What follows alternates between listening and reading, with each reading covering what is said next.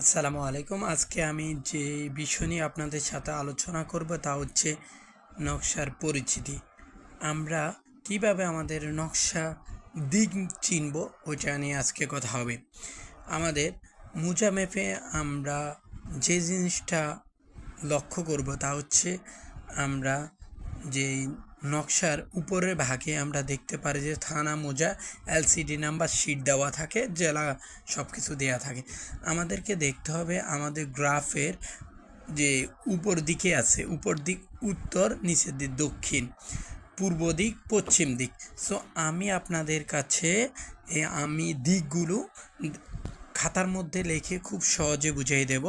মুজা ম্যাপে আপনি যেই দিকে থাকবেন ওটা কোনটা কোন দিকে বাহু হবে ওইটা আপনি বোঝার জন্য এটা খুবই গুরুত্বপূর্ণ একটা জিনিস। আমি বলছিলাম উপর, আমি যে বরাবর আছি এখানে মুজা ম্যাপের এটা উপর দিক হচ্ছে উত্তর দিক, নিচেরটা হচ্ছে যে দক্ষিণ দিক, আমার ডান হাত হচ্ছে পূর্ব দিক, আর বাম দিকে হচ্ছে পশ্চিম দিক।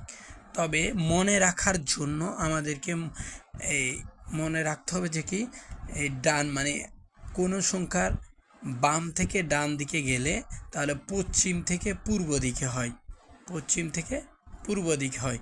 তাহলে যদি আমার মুজা ম্যাপটা যদি আমি উল্টা দিকে এদিকে ঘুরাই, আমি যদি এদিকে নর্মালি অন্যদিকে ঘুরাই, তখন আমার হচ্ছে যে বাহুগুলো কোনটা কোন দিকের বাহু আমি বুঝবো কিভাবে।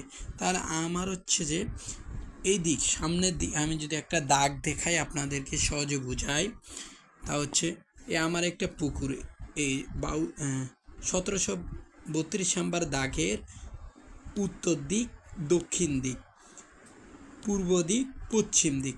সো আমি সহজে বুঝতে পারবো আমার কোন দিকের বাহুর মান কোন দিক।